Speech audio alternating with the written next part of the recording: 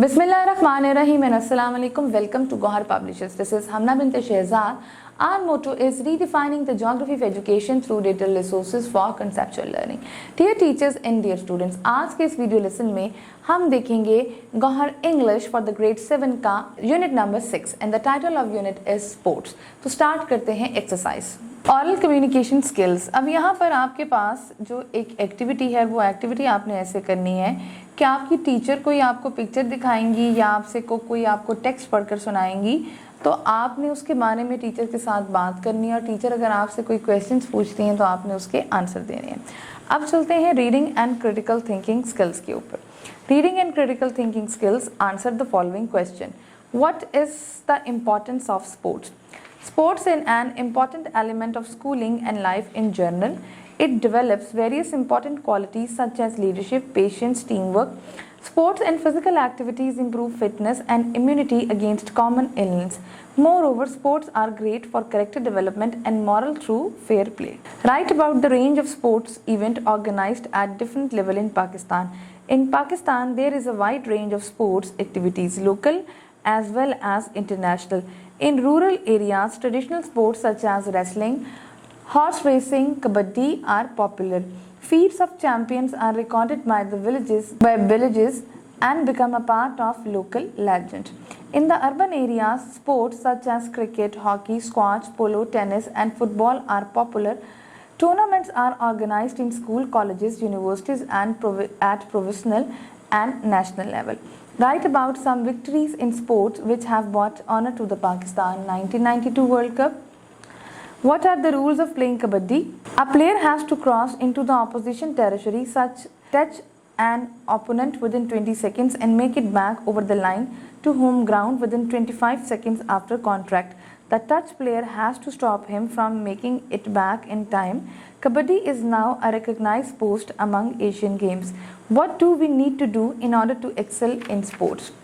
We can increase the budget of sports and can add trainings in order to excel in sports. Now, guess the contextual meaning of the words below and then compare them with the dictionary meaning and notice the difference. Mountaineer, a person who hikes on mountain. Elevation, height.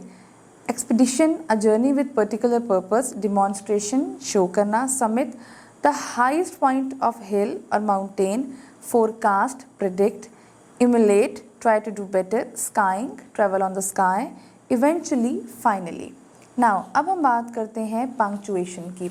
Punctuation हमारे पास क्या है? Punctuation एक ऐसा lexical aspect आपकी language का होता है जो कि आपकी स्पीच या आपके टेक्स्ट को, ख़ास तौर पर रिटन टेक्स्ट को अफेक्ट्स देता है. पंक्चुएशन के अंदर capitalisation, parenthesis, exclamation marks, full stops, commas, apostrophes, semicolons, colons, hyphens, dashes और कोटेशन मार्क्स आते हैं. कैपिटलाइजेशन क्या होती है? कैपिटलाइजेशन मीन के लेटर को कैपिटल करना. अब कैपिटलाइजेशन के क्या रूल हैं?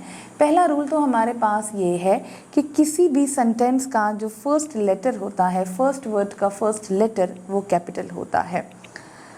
इसके अलावा आई, जहाँ पर हम आई रिप्रेजेंट करते हैं, I am, I can do this, चाहे वो मिडल में आए चाहे वो फर्स्ट लेटर हो, आई हमेशा कैपिटल होगा. इसके अलावा जितने भी प्रॉपर नाउन्स हैं वो कैपिटल होंगे. जैसे कि कैपिटल नाउन्स में किसी का नाम हो, प्रॉपर नाउन में किसी का नाम हो सकता है, कंट्री का नाम हो सकता है, सिटी का नाम हो सकता है, कोई कैपिटलाइज लोकेशन होती है. इसके अलावा जितने भी डेज और मंथ्स के नाम होते हैं ये भी और आपके कैपिटल में आएंगे. पैरेंथेसिस क्या होता है, जिनको हम ब्रैकेट्स भी कहते हैं, ये जो नॉन असेंशियल इन्फॉर्मेशन टेक्स्ट में आ रही होती है, यानी कि गैर ज़रूरी, उसको हम लगाते हैं. जैसे कि अ ह्यूरिकेन, साथ ही डेफिनेशन लिखी हुई है, अ वेरी स्ट्रॉन्ग विंड, तो इसको आप ब्रैकेट में कर दें. Can cause a lot of damage.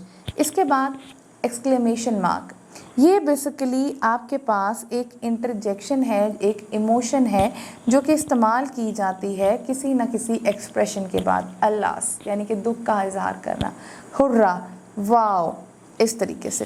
Full stop basically represent करता है आपके सेंटेंस का एंड हो चुका है, चाहे वो आपका डिक्लेरेटिव सेंटेंस है या इम्पेरेटिव सेंटेंस है।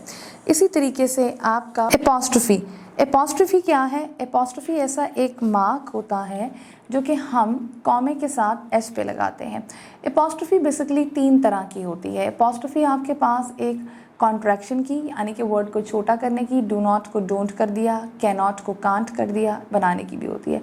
एपॉस्ट्रोफी एस के साथ लगाकर पोजेशन के लिए यानी कि मलकियत के लिए भी इस्तेमाल की जाती है, जैसे कि दिस कार इज़, या दिस इज़ अमजद कार, ठीक है, या this is the car of Amjad, this is the car of Amjad. तो आप इसको ऐसे भी कह सकते हो कि दिस इज़ अमजद्स कार, पोजेशन, मलकियत को शो करना। इसी तरीके से प्लूरल के साथ भी अपॉस्ट्रोफी लग जाती होती है।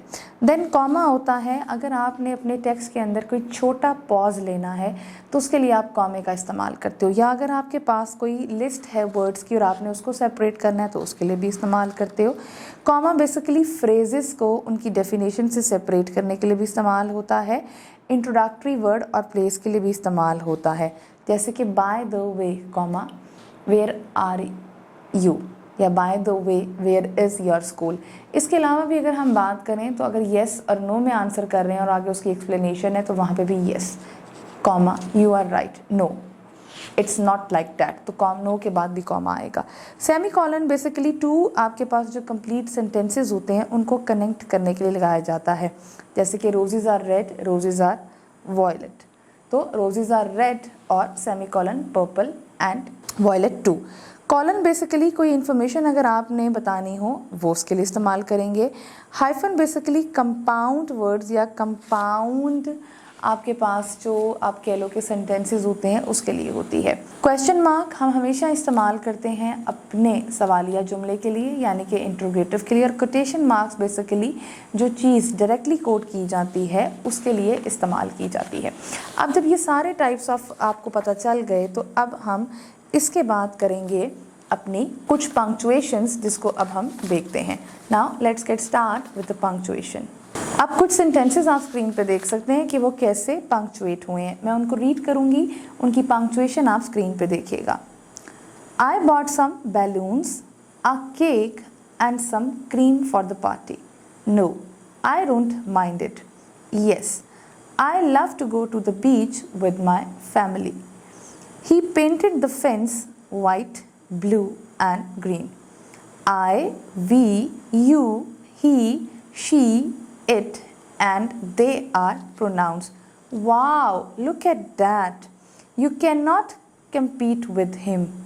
He is a fast runner. No, I did not order this fancy dress. Men were shouting, women were screaming, children were crying. It was a chaos. The Eiffel Tower, 30 meters high, is made up of iron. The teacher said, open your books. My brother's name is on the merit list. My mother and I went to Quetta. Which one did you like the best? My father said, I'll always speak the truth. Now, अब आपके पास यहाँ पर एक exercise है rainbows जिसको हमने punctuate करना है। अब आप स्क्रीन पे देख सकते हैं। My heart leaps up when I behold a rainbow in the sky, wrote William Wordsworth, the famous poet, and the most of us share his feeling when we are lucky enough to see a rainbow. There is an old saying that a pot of gold is buried at the end of the rainbow, but have you ever tried to reach a rainbow? Of course, it's impossible because a rainbow is really just the result of the raindrops reflecting the light. There are 7 colors in the rainbow: red, orange, yellow, green, blue, indigo and violet. I hope आपको आज का video lesson पसंद आया होगा। एक नए video lesson के साथ हम फिर मिलेंगे, तब तक के लिए अल्लाह हाफिज़।